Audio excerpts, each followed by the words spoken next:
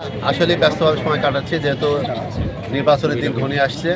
এজন্য আমরা সকালে বিকেলে কাজ করছি। সকালে গণসংযোগ করেছি, এখনও আমরা পাবন্দি বাজারে গণসংযোগের কাজ প্রায় শেষের পথে।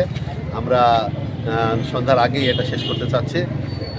মানুষের মধ্যে ব্যাপক আমরা সাড়া পাচ্ছি। তারা ইনশাল্লাহ আগামী দিনে দাঁড়িপাল্লাকে বিজয় করার জন্য মনোভাব ব্যক্ত করছে।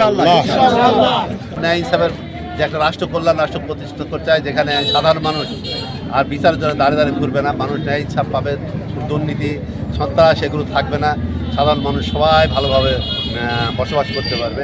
এ কারণেই তারা আমাদেরকে সমর্থন করছে। ভালো পাচ্ছি, মানুষ খুবই প্রফুল্লভাবে আমাদের সঙ্গে যুক্ত হচ্ছে। আপনি দেখছেন যে আমরা অল্প সংখ্যক মানুষ এখানে কিন্তু আসছি, এরপরে মানুষ আমাদের সঙ্গে যুক্ত হচ্ছে।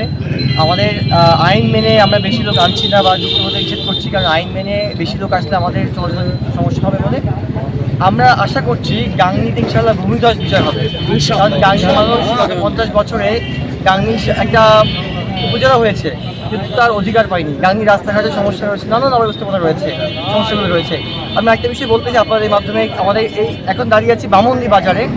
এই বামন্দি বাজার আমাদের গাংনীর একটা প্রাণকেন্দ্র এবং একটা বাণিজ্যিক বলতে পারি, বাণিজ্যিক আমাদের হচ্ছে উপজেলার একটা অংশ। এই বামন্দিতে সরকারের উদ্যোগে একটি গ্রোথ সেন্টার হওয়ার কিন্তু পরিকল্পনা রয়েছে এবং এটি কাজ চলছে। যদি ইনশাআল্লাহ আমরা ক্ষমতায় আসি, বামন্দিতে গাংনীর প্রথম গ্রোথ সেন্টার হবে। সেই গ্রোথ সেন্টারে প্রায় 120 কোটিরও বেশি টাকার এখানে বাজেট। এখন ডিপিপি পাস হয়নি, এটার প্ল্যানিং চলছে, ডিপিপি পাস হবে।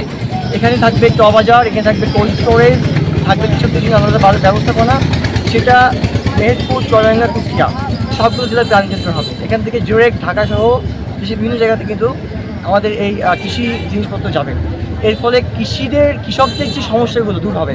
একই সঙ্গে মধ্যস্বত্বভোগীদের যে একটা বড় অংশ কৃষকরা খেয়ে ফেলে, অর্থাৎ 5 টাকার একটা কপি আমি পাই 20 টাকা দিয়ে, মাঝখানে 10 টাকা খেয়ে হচ্ছে মধ্যস্বত্বভোগ, এটা থাকবে না। কৃষক তার জিনিসটা ঠিক দামে বিক্রি করবে, ভোক্তা তার জিনিসটা ঠিক দামে পাবে। এই যে একটা ন্যায্যতা আমরা নিশ্চিত করবো ইনশাআল্লাহ।